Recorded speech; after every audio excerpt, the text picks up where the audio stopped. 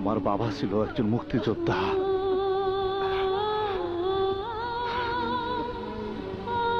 আমার বাবার সাথে মুক্তিযুদ্ধ নিয়ে আমি অনেক কথা কইছি।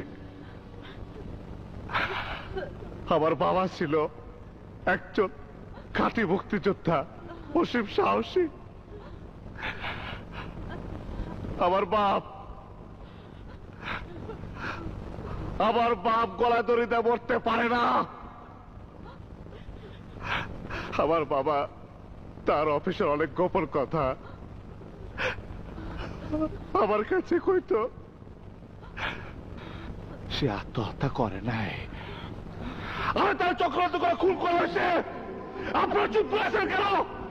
আমার বাপরে চক্রান্ত করে খুন করা হয়েছে।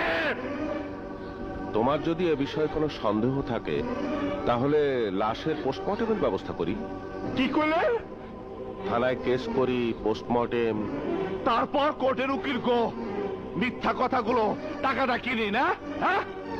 তারপর সাহেব অর্ডার অর্ডার অর্ডার, রাত বেকুসুর খাওয়াস, ব্যাস। হান্নান, তবু এ দেশের আইনকে আমাদের শ্রদ্ধা করতে হবে। কোন আইন? হাবিবরে মারার পরে আপনার আমি কইছিলাম না হাবিবরে ওই গুলি করে মারছে? কি করতে পারছিলেন না আপনারা?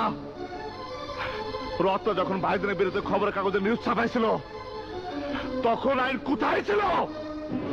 তখন চোখ বন্ধ করেছিল। আইনের চোখ টাকার বান্ডিলে বাড়িতে অন্ধ হয়ে গেছিল।